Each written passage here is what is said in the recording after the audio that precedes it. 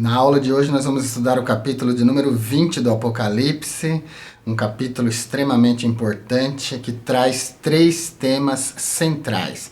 Nós temos aqui a prisão de Satanás por 1000 anos, nós temos o reino milenial acontecendo enquanto Satanás está preso por 1000 anos, e nós temos o juízo final, o juízo de todos os mortos ímpios. Mas cada um dos 15 versículos desse capítulo de número 20 traz uma lição importante. Então nós temos 15 eventos importantes nesse capítulo para destacar. No primeiro evento importante, desce um anjo do céu com a chave do abismo e também com uma grande cadeia na sua mão. Em segundo lugar, ele prende o dragão, a antiga serpente, que é o diabo e Satanás, e o amarra por 1000 anos. Satanás, depois dos 1000 anos, é solto da sua prisão. Esse é o quarto evento importante. O quinto, Satanás sairá a enganar as nações sobre os 4 cantos da terra. Em sexto lugar, a gente vê uma multidão que sobe pela largura da terra junto com Satanás. Estes são aqueles que foram enganados por ele para fazer batalha contra a cidade santa. Em sétimo lugar, desce fogo do céu e os devora. Em oitavo lugar, o diabo que os enganava é lançado no lago de fogo e enxofre, onde já está a besta e o falso profeta, que nós falamos na aula anterior.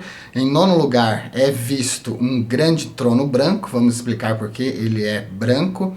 João vê os mortos, grandes e pequenos, como o evento de número 10.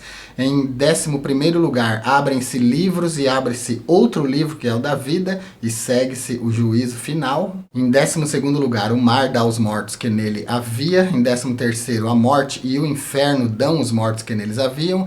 Em quarto lugar, a morte e o inferno são lançados no lago de fogo e enxofre. Você vai entender essa linguagem. E por último, aquele que não foi achado escrito no livro da vida foi lançado no lago de fogo e enxofre.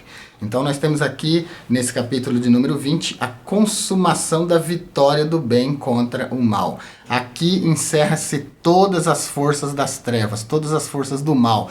Todo levante contra Deus é encerrado no capítulo de número 20. No capítulo de número 12, a gente vê o levante do dragão. No capítulo de número 13, a gente vê os seus emissários, o anticristo e a segunda besta, que é o falso profeta, também se levantando sobre a terra. No 17, a gente vê a grande meretriz. Isso aqui é a ascensão, 12, 13 e 17. Depois a gente começa a ver a queda. No 18, a gente vê a queda do sistema político e religioso do anticristo, que é a grande meretriz. A gente vê no 19 a derrota das 2 bestas e agora no capítulo de número 20 a derrota do dragão. Então o capítulo de número 20 é um capítulo muito importante. Eu estou vendo todas as notas aqui na tela, na apostila, na nossa apostila de 365 páginas. Se você quiser adquirir essa apostila, é só ler esse QR Code que está aparecendo aqui na tela. Compra a apostila, deixa aqui nos comentários o seu e-mail ou o seu WhatsApp que eu envio para você no mesmo momento, assim que eu confirmar seu depósito, tá bom? Depois eu vou apagar os seus dados aqui para não ficar nenhum dado seu na descrição. Você vai gostar de ter essa apostila, é muita informação técnica que você vai ter sobre esse importante livro das Escrituras. Versículo de número 1, e vi descer do céu um anjo que tinha a chave do abismo e uma grande cadeia na sua mão. Esse anjo aqui é muito certo que ele seja Miguel, o arcanjo Miguel. É aquele que sempre é citado nas escrituras em conexão com a guerra e também em conexão com defesa do povo de Deus. Miguel é o grande anjo que se levanta pelos filhos do povo de Deus. Daniel falou muito sobre ele, né? Então nós temos aqui uma figura que é muito fácil de ser interpretada como sendo o arcanjo Miguel. E aqui nesse versículo de número 1 ele tem a importante missão de não só enfrentar Satanás, mas de aprisioná-lo por 1000 anos. Esse anjo tem na sua mão, então, a chave do abismo. Esse abismo é um lugar temporário onde Satanás ficará preso por 1000 anos. Ele não deve ser entendido como o Hades, nem o Sheol, porque o Hades e o Sheol são um lugar de aprisionamento de seres humanos, desencarnados, pessoas que morreram, né? Hades é grego e Sheol hebraico. Se trata do mesmo lugar com 2 nomenclaturas em 2 idiomas, em 2 culturas. Esse abismo pode ser interpretado como o mais profundo lugar do Hades. Não é certo a gente pensar que Satanás ficaria preso com seres humanos, né? Porque ainda não é a condenação final. No lago de fogo e enxofre isso vai acontecer. Todos os perdidos, todos aqueles que seguiram Satanás, também os anjos, os demônios, os anjos caídos, estarão lá no mesmo lugar, na Geena, no lago de fogo e enxofre. Mas aqui não é o caso. Então a gente pode interpretar como sendo o Tártaro, o mais profundo do abismo. Falando sobre Hades, o termo Hades pode ser literalmente entendido, interpretado como escondido.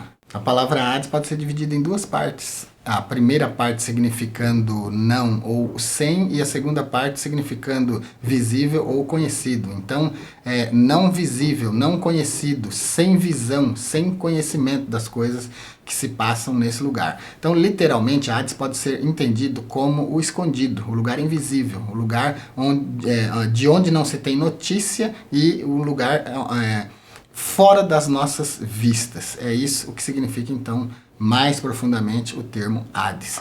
E de acordo com a cultura grega, o Tártaro é o mais profundo abismo do Hades. Então Satanás está num lugar especial, aprisionado, e vai ficar lá por 1000 anos. Enquanto Satanás está preso nesse abismo, acontece o milênio em paralelo. Então nós vamos ter um milênio de paz, porque não vai ter tentação, não vai ter demônios tentando na terra. Será um reino de paz debaixo da regência do príncipe da paz, que é Jesus. Só como curiosidade, Hades é tanto o nome do lugar, né, o lugar dos mortos na cultura grega, como é também o nome da divindade grega que era regente desse lugar, Hades. Hades é irmão de Zeus e de Poseidon, uma divindade importante no panteão grego. Ele era, então, quem governava o mundo dos mortos. A Bíblia faz referência a esse lugar em Lucas 16, 22 e 23. Eu vou deixar um vídeo aqui no card aparecendo para você agora. É um vídeo extremamente importante. Você vai ficar impressionado de assistir esse vídeo, tenho certeza. É uma explicação muito detalhada de como é a vida depois da morte, inclusive nesse lugar que a Bíblia chama, de acordo com a cultura grega, de Hades, que é o lugar da condenação, o lugar dos mortos. Vai valer muito a pena você assistir. Versículo de número 2, e ele prendeu o dragão, a antiga serpente, que é o diabo e Satanás, e o amarrou por 1000 anos. Muitos intérpretes, muitos teólogos têm dificuldade de entender isso aqui como sendo uma coisa literal, porque eles entendem que Satanás, como um ser espiritual, não poderia ser preso. Mas quem está providenciando essa prisão não é homens, quem está providenciando essa prisão é Deus. Então, essa prisão ela não deve ser entendida como prisões do nosso nível existencial. Né? Não é uma prisão material, não é uma prisão atômica, né? Constituída por átomos, aqui, como as coisas do nosso mundo. Mas isso aqui é uma outra dimensão. Satanás será preso em uma outra dimensão, na sua dimensão, na dimensão espiritual. E essa prisão é providenciada pelo próprio Deus. E a linguagem é toda antropomórfica, né? Um anjo vem com uma chave do abismo, com cadeias na sua mão. Cadeia é algema, né? Nas suas mãos, para prender o diabo e o amarrar por 1000 anos, lançando ele nesse abissus, nesse abismo. Então não é difícil da gente entender isso como literal. E tem que ser literal, porque ele vai ficar preso mesmo, amarrado por 1000 anos, para não enganar, para não atrapalhar o governo de Cristo durante o milênio. Será um governo de paz, e essas coisas acontecem em paralelo. Satanás preso por 1000 anos, o milênio, que é um reino de 1000 anos, acontecendo sobre a terra. O reino do milênio é na nossa dimensão física, enquanto que a prisão de Satanás é numa dimensão espiritual. Então é literal. A grande diferença é que a prisão é providenciada por Deus. Então ela é capaz sim de prender Satanás, de prender espíritos. E como uma defesa etimológica, a mesma palavra para cadeia que é usada aqui no versículo 2 do Apocalipse 20 para prender o diabo é a mesma usada em Atos 12, 7, 28, 20, 2 Timóteo 1, 16, né? E lá são prisões literais. Então não é muito difícil da gente entender que aqui também seja prisão literal. Eu não tenho dificuldade nenhuma de entender que Satanás está sendo preso literalmente. Versículo de número 3, e lançou-o no abismo e ali o encerrou, e pôs selo sobre ele para que não mais engane as nações, até que os 1000 anos se acabem, e depois importa que seja solto por um pouco de tempo. Então, além da chave que vai aprisioná-lo nessa prisão, das cadeias, tem também um selo. Selo nas escrituras, a gente vê em Daniel 6,17, a gente vê em Mateus 27,66, é um instrumento de marcar, é uma forma, é uma representação de autoridade. Então, esse selo que será posto sobre essa cadeia pode ser visto, entendido como uma ordem de Deus para não ser destrancado enquanto os 1000 anos não acabar, tá bom? É o selo do anel, lembra o selo que selava cartas do anel? Colocava o anel sobre a cera de selagem e aí colocava sobre a carta depois de fechada, né? Na parte que fecha o envelope. Vamos pensar no envelope, né? Vamos pensar de forma moderna. E aí a parte que fecha o envelope, ali ia o selo. Então ninguém podia abrir senão a pessoa para quem a carta foi mandada. Então selo fala de autoridade. Esse selo que é posto sobre a prisão de Satanás é o selo da ordem de Deus, que o está aprisionando através desse anjo poderoso que nós entendemos que seja Miguel, né? Então, ninguém, além do proprietário desse selo, pode dar a ordem para soltá-lo, o que vai acontecer somente depois de 1000 anos. Ele vai ficar preso, então, até que os 1000 anos se acabem. Esses 1000 anos faz referência a uma das 7 dispensações que as Escrituras nos apresentam. Essa 7ª e última dispensação é a dispensação milenial. A primeira é a dispensação da inocência, aquela que nós tivemos com Adão e Eva até o momento do pecado, era a dispensação da inocência. A segunda é a da consciência, que é o período depois do pecado. A terceira é a do governo humano, que é a aliança noética. Depois a 4ª dispensação, a aliança abrâmica. A 5ª dispensação, a aliança mosaica. A 6ª dispensação é a dispensação da graça, né? O período da era da graça que nós estamos vivendo. E a 7ª é a dispensação do reino do milênio. É bom a gente ter essa visão panorâmica do Apocalipse, né? Somente entender que durante os 1000 anos que Satanás está sendo preso, acontece os 1000 anos de paz na Terra, que é o milênio, já é uma delícia, né? Para a nossa mente, para o nosso coração. Entender que essas coisas acontecem em paralelo. As cenas são descritas separadamente, mas estão acontecendo simultaneamente. É como quando você vê um filme, você vê uma cena, depois entra outra cena, mas muitas vezes essas cenas, na cronologia do filme, estão acontecendo simultaneamente, em paralelo. É o caso aqui dos 1000 anos de prisão de Satanás e do reino milenial. Ele é preso para que ele não mais engane as nações, ou seja, para que ele não engane as nações durante o período milenial. Porque a gente vai ver que, no final das contas, essa prisão de 1000 anos não vai mudar o caráter de Satanás em nada, porque quando ele for solto por um pouco de tempo, que é o que diz o final do versículo 3, ele vai fazer as mesmas coisas que ele estava acostumado a fazer. A prisão não recuperou ele em nada, né? É por isso que ele não consegue a salvação. Por isso que ele está condenado para sempre. Depois dos 1000 anos ele sai e ainda vai enganar as nações. E consegue angariar gente enganada que vai subir na largura da terra. Uma coisa impressionante. E o versículo de número 4 diz: E vi tronos e assentaram-se sobre eles, e foi-lhes dado o poder de julgar, e vi as almas daqueles que foram mortos, degolados pelo testemunho de Jesus e pela palavra de Deus, e não adoraram a besta, nem a sua imagem, e não receberam o sinal nas suas testas, nem nas suas mãos, e viveram e reinaram com Cristo por 1000 anos. 3 coisas a gente vai destacar aqui nesse versículo. Vi tronos e assentaram-se sobre eles, vi as almas daqueles que foram degolados pelo testemunho de Jesus e viveram e reinaram com Cristo por 1000 anos. Esses tronos que são vistos e esses que se assentam sobre os tronos para julgar, para ajudar no julgamento, esses aqui podem ser entendidos como aqueles mesmos que aparecem no capítulo 4, versículo 4. Lá está dito: E ao redor do trono havia 24 tronos, e vi assentados sobre os tronos 24 anciãos vestidos de vestes brancas, e tinham sobre a sua cabeça coroas de ouro. Eu já expliquei várias vezes, mas vou explicar novamente aqui. Pode ser que você não esteja acompanhando a nossa série, né? Talvez você não saiba o que significa esses 24 anciãos que se assentam sobre os tronos, tanto no capítulo 4, versículo 4, quanto aqui nesse versículo também.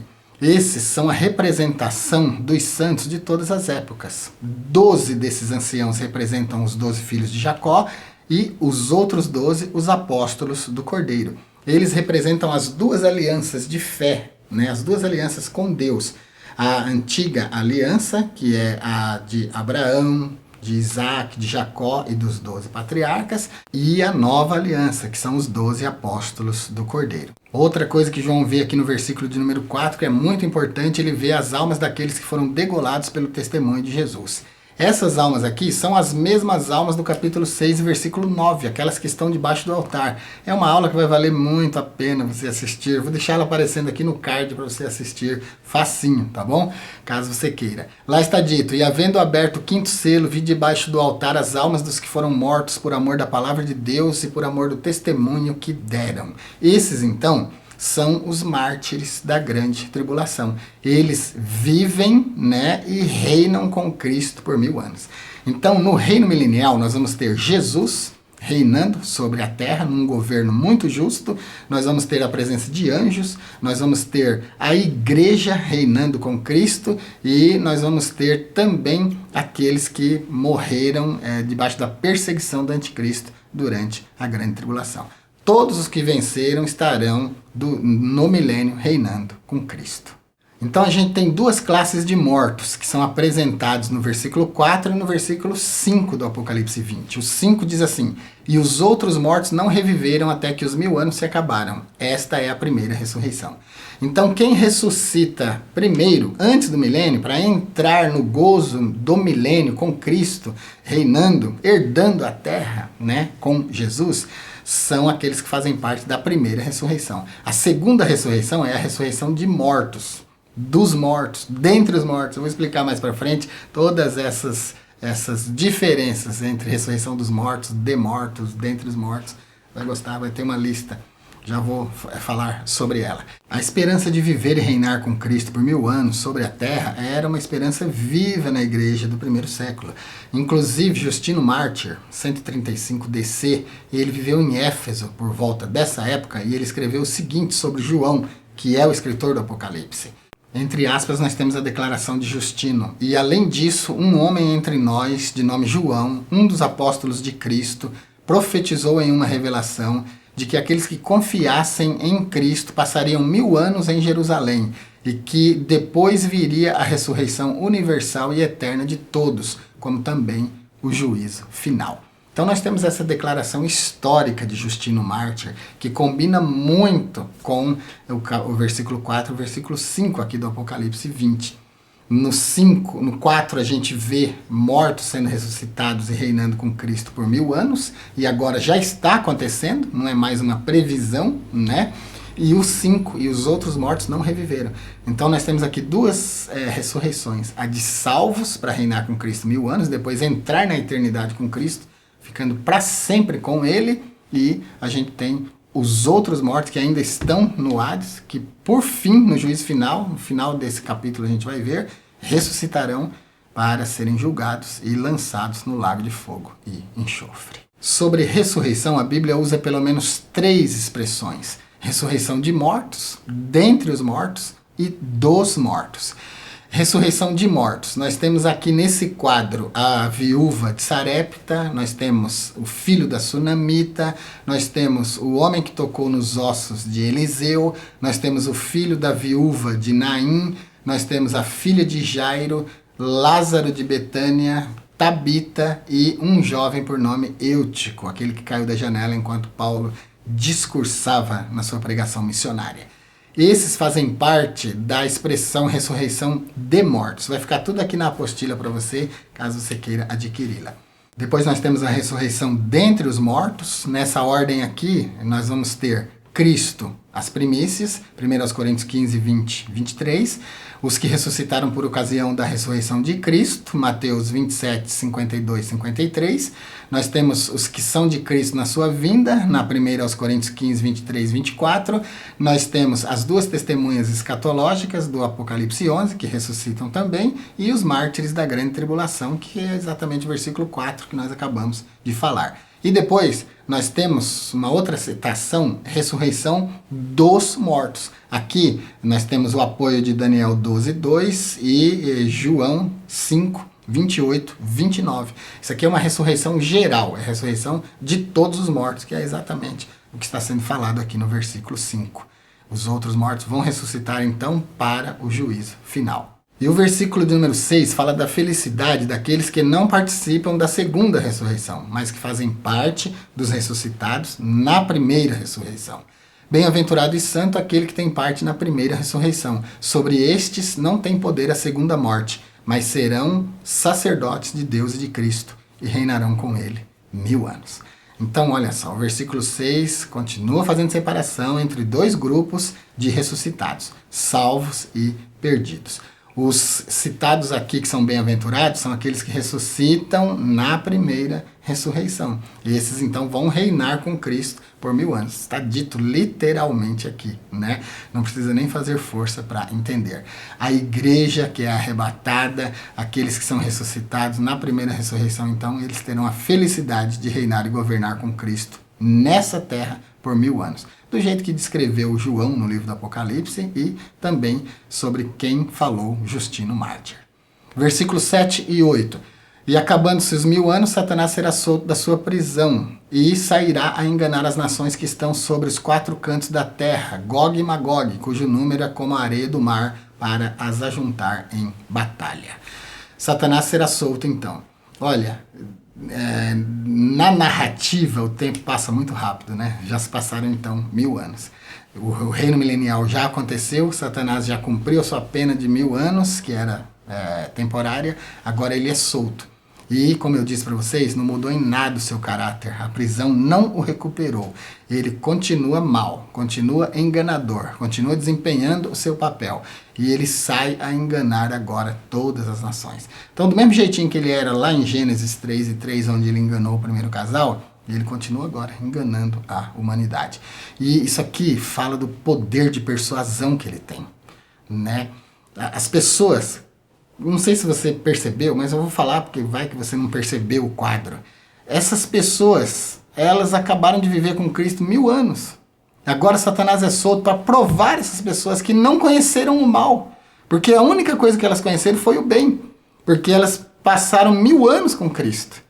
E agora Satanás é solto e engana ainda gente que a Bíblia usa aqui uma linguagem figurada, né, metafórica, Gog e Magog, para representar uma multidão, uma grande multidão que sobe na largura da terra, influenciada por Satanás, liderada por Satanás contra Deus. E todo esse povo perece, juntamente com Satanás e os seus seguidores. Você percebe que a maioria da humanidade não passa na prova de Deus? A humanidade falhou debaixo da lei. A humanidade falhou enquanto igreja, debaixo da graça. E agora, depois de 1000 anos vivendo com Cristo, falha de novo aqui, porque é de novo enganada por Satanás. Isso não fala só da fraqueza humana, mas fala também do poder e da persuasão de Satanás. Olha quanta gente ele ainda conseguiu enganar. Eu sei que muita gente vai pensar aqui em Gog e Magog, a discussão que existe em relação a Gog e Magog. Eu não quero gastar tempo aqui, vou deixar, tá tudo registrado aqui na apostila, tá bom? A explicação literal do que seja Gog e Magog, né? Aquela relação possível que é feita de Gog e Magog em relação à Rússia, os exércitos da Rússia. Vai ficar tudo na apostila. Eu não vou comentar aqui porque o versículo aqui ele nos chama a atenção só para esse último Gog e Magog, que é uma grande multidão que não tem a ver com a nação russa, mas que Satanás vai reunir no final dos tempos, depois do milênio. Caso você queira uma informação sobre Gog e Magog no contexto da nação russa, leia na apostila, tá bom? E essa multidão descrita aqui metaforicamente como sendo Gog e Magog, o versículo 9 diz sobre ela: E subiram sobre a largura da terra e cercaram o arraial dos santos e a cidade amada, é Jerusalém, e desceu fogo do céu e os devorou. O Apocalipse, num sentido mais profundo, é um livro de Deus, é o livro da divindade, é um livro de juízos. E agora aqui está sendo executado o último juízo de Deus. O juízo de Deus, em muitas descrições bíblicas, está relacionado diretamente com o fogo. E aqui nós temos mais um juízo relacionado com o fogo. Desceu o fogo do céu e os devorou. Isso aqui então é o contexto final, o juízo final mesmo sobre os rebeldes. E o versículo 10 diz: E o diabo que os enganava foi lançado no lago de fogo e enxofre, onde está a besta e o falso profeta, e de dia e de noite serão atormentados para todo o sempre. E o destaque que eu quero começar dando aqui é que o anticristo, a primeira besta, e o falso profeta, a segunda besta, foram lançados no lago de fogo e enxofre 1000 anos antes de Satanás, que está sendo lançado agora. E a Bíblia declara aqui, textualmente, onde está a besta e o falso profeta. Nenhuma destruição. Eles estão vivos lá na condenação, que é o lago de fogo e enxofre. Isso em si já é uma prova da eternidade do inferno. Já se passaram 1000 anos e eles ainda continuam lá. E depois a Bíblia complementa dizendo: e serão atormentados de dia e de noite para todo o sempre. Tus aionas ton aionon. Por todos os séculos. Para todo o sempre. Essa paráfrase grega pode ser traduzida por eternidade. Então serão atormentados pela eternidade. Esse então é o fim, é o destino final de Satanás. A besta e o falso profeta, os agentes visíveis terrenos aqui de Satanás, já haviam sido condenados 1000 anos antes, já estavam no lago de fogo e agora Satanás é lançado no lago de fogo. E olha os versículos 11 e 12, que mensagem aterradora que eles nos trazem.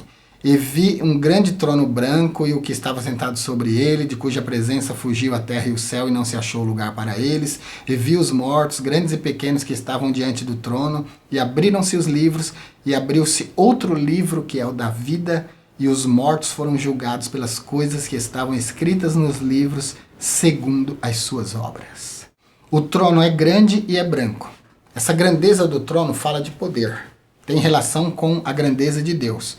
Ele não é uma representação de tamanho. O trono não é grande em tamanho, mas é grande em autoridade. É grande em poder. E é branco porque fala de justiça. O branco caracteriza a justiça de Deus. O branco é a cor da igreja. O branco é a cor de Deus. O branco é a cor da justiça. O branco é a cor dos santos. Tá bom? Não aceite de outra maneira. E o que estava sentado sobre o trono era tão digno, tão tremendo, tão magnífico, que da presença dele foge a terra e o céu e não se acha lugar para eles. Esse negócio de fugir a terra e o céu fala de indignidade, né? Não fala que a terra e o céu serão afastados da presença, não é literal, é uma metáfora, é uma figura. Isso fala da indignidade de estar na presença desse que se assenta sobre esse trono. Aí, no versículo 12 é dito que os mortos são vistos, grandes e pequenos. Aqui agora não tem mais distinção de classe social, de inteligência, de poder econômico, né? Não é mais dividido em castas, sociedades, né? Todos aqui estão na mesma condição diante de Deus. E vi os mortos, grandes e pequenos, que estavam diante do trono. Todo mundo aqui agora vai ser julgado por Deus. A base do julgamento será os livros, do grego biblos. Biblos no grego significa uma coleção de livros. 2 livros se abrirão aqui. Esse, ninguém consegue me desvencilhar da ideia de que esses livros que se abrirão no julgamento, que está sendo descrito aqui no versículo 12 do Apocalipse 20, seja a Bíblia. Porque a Bíblia é que regeu a nossa vida e a nossa fé durante a nossa existência na Terra. Portanto, ela será aberta para nos julgar. Lei, profetas, graça será colocado diante dos homens em contraste com as obras dos homens no dia do julgamento. Nós temos então 2 livros, a Bíblia e o livro da vida. O livro da vida é um registro de todas as ações humanas. E é interessante a gente perceber que cada um é julgado segundo as suas obras. O julgamento será individual para cada pessoa. Cada pessoa tem sua história contada, registrada. Metaforicamente, o que a Bíblia está dizendo aqui é que existe uma ata da vida de cada ser humano, que será comparada com as exigências de Deus deixadas para a humanidade durante sua vida. Segundo a escritura que nós temos em Lucas, capítulo 16, quando o rico, que morreu condenado, chegou para Abraão e disse: Pai Abraão, manda algum dos mortos e falar com meus irmãos na terra para que eles não venham para esse lugar de tormenta. Então Abraão argumentou com ele dizendo o seguinte: lá eles têm Moisés e os profetas, que os ouçam. Moisés e os profetas, na época dessa escritura, já estavam mortos. Então, Abraão não estava se referindo a Moisés e os profetas literalmente, mas à escritura deles, que existia na época, que é a mesma que nós temos aqui na primeira parte desse livro. Percebe como as escrituras são objeto de juízo em todos os tempos? E agora, aqui no versículo 12, se abre de novo para julgamento. Então a vida dessas pessoas que estão agora diante do trono branco, diante desse que se assenta sobre o trono, será julgada pelas Escrituras. Essas mesmas que nós temos aqui na mão. Elas vão se abrir lá. Mas não é para efeito de absolvição e tal, porque já é tarde demais. Essas pessoas deveriam ter vivido por esse livro para serem salvas, mas não foram. Não tiveram fé para aceitar o livro, então não serão mais julgados pela fé, serão julgados pelas obras. E as obras estão registradas em outro livro que é o da vida. Aí vai comparar com esse. Serão condenados com justiça.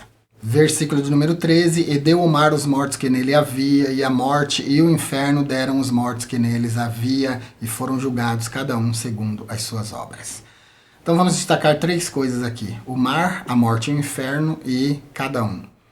Cada um será julgado individualmente. Uma coisa que não vai faltar nesse juízo será tempo, porque o tempo já não existe mais. Nós já estamos no âmbito da eternidade. Eternidade não é tempo. Ali, né, eternidade não é tempo. Todo tempo estará disponível para nós. Isso é linguagem humana.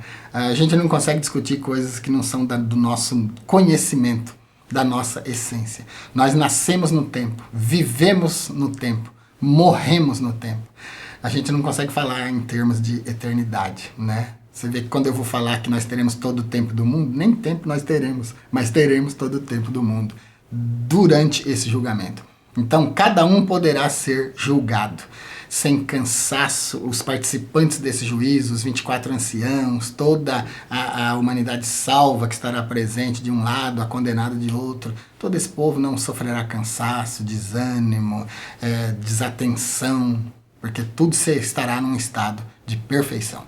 O mar aqui é convocado a entregar aqueles que morreram nele. Isso aqui é uma linguagem metafórica, né? Todos os que morreram no mar, ou seja, todos aqueles que morreram e não tiveram uma sepultura, mesmo assim eles ressuscitarão. Eles serão colocados diante de Deus, diante desse tribunal, desse trono branco, para receber ali a sua sentença. Então, mesmo todos aqueles que morreram pelas águas estarão ali. Todos aqueles que morreram de qualquer outra maneira estarão ali diante desse tribunal.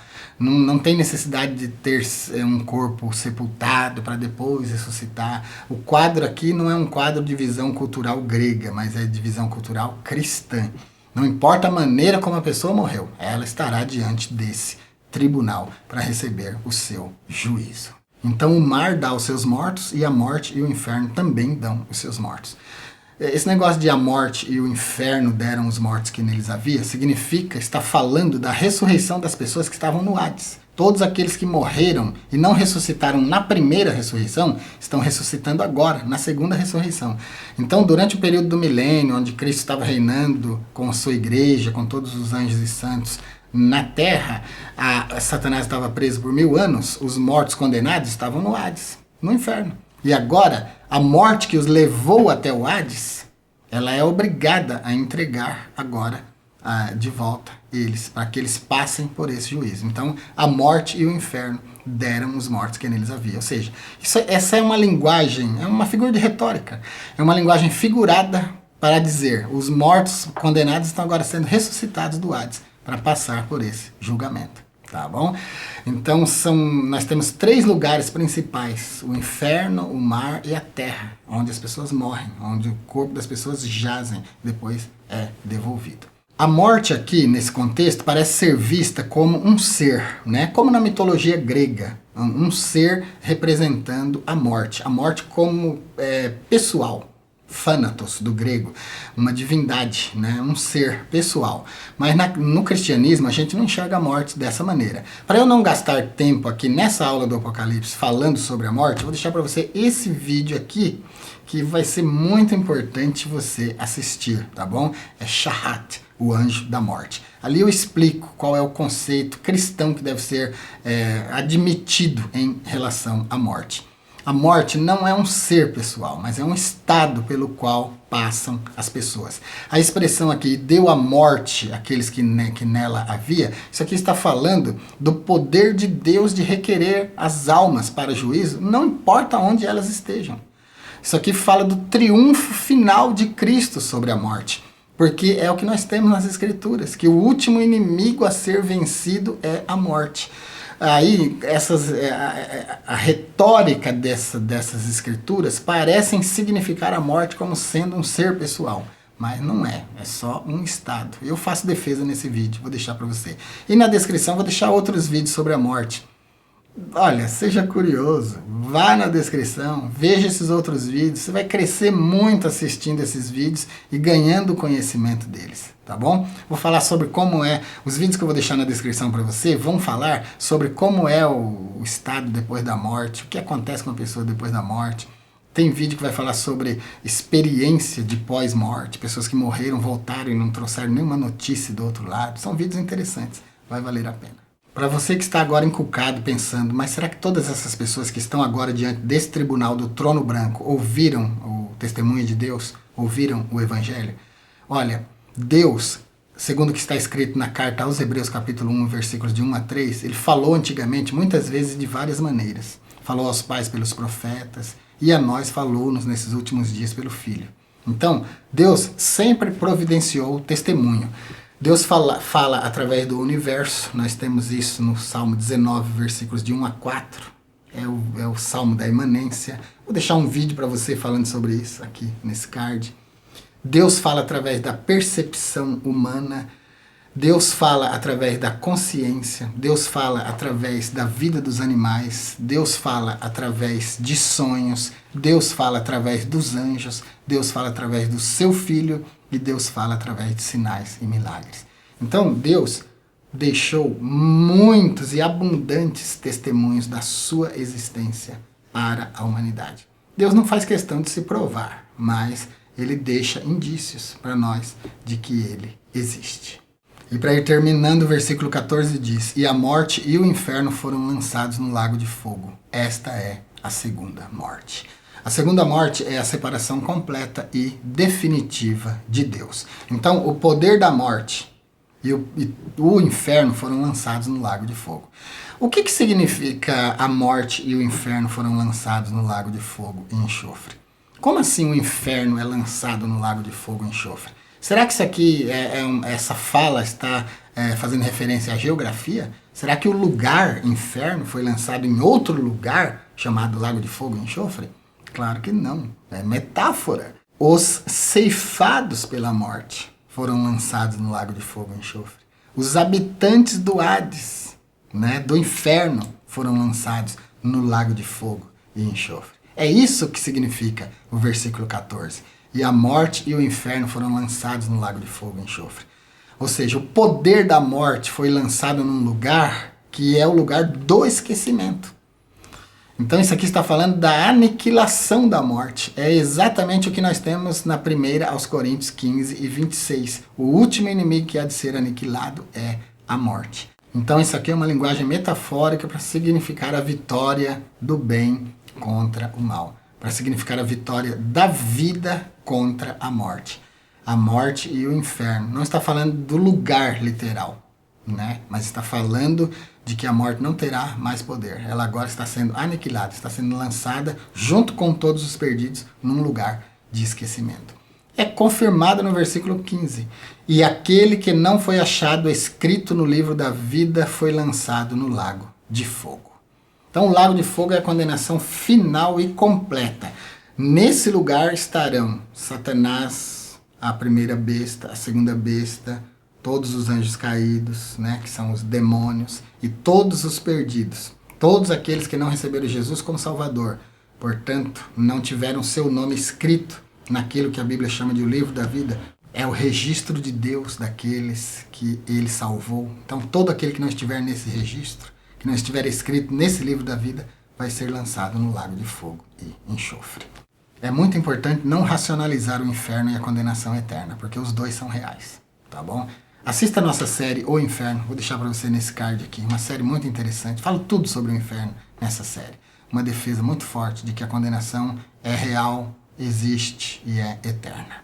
Na apostila vão ficar muitas notas sobre inferno, sobre os termos gregos e hebraicos que a Bíblia usa sobre inferno, Geena, Hades, Tártaro, você vai ter tudo na apostila. Eu não estou tocando em cada um desses pontos aqui, porque senão a aula fica imensa, né? Mas para encerrar então a aula de hoje, capítulo de número 20 do livro do Apocalipse, que trata de 3 temas principais, o lançamento, a condenação definitiva de Satanás ao lago de fogo, o milênio e o juízo final, encerra agora. E sobre a condenação eterna, sobre a verdade do inferno como condenação eterna, esse assunto é tão sério que Jesus falou sobre ele 11 vezes nas Escrituras. Vou deixar as notas das referências onde Jesus fala também na apostila aqui para você. E todas as vezes que Jesus fala do inferno, ele está falando da condenação final. Ele não está falando do lugar intermediário, que é o Hades ou o Sheol, mas ele está falando da Geena, está falando do lago de fogo e enxofre. É isso por hoje, então encerramos por aqui o capítulo de número 20. Se você está acompanhando a nossa série, está gostando, mas ainda não se inscreveu, se inscreva no nosso canal. Sua inscrição é importante, seu compartilhamento, seu like são muito importantes para ajudar o nosso canal, para ajudar na distribuição desses vídeos para outras pessoas. Se você quiser nos ajudar ainda mais, se torne membro do nosso canal. Para os membros nós temos vídeos, aulas e cursos exclusivos. E se você quiser falar direto comigo, fazer sua consultoria, se torne membro do nível consultoria. Assim você vai ter meu número de telefone e a gente vai poder conversar. Você vai gostar de conversar comigo, tá bom? Então se torne membro do nosso canal. Na próxima aula nós vamos falar sobre o novo céu e a nova terra, uma aula extraordinária no capítulo de número 21 do Apocalipse. Espero você então na próxima aula.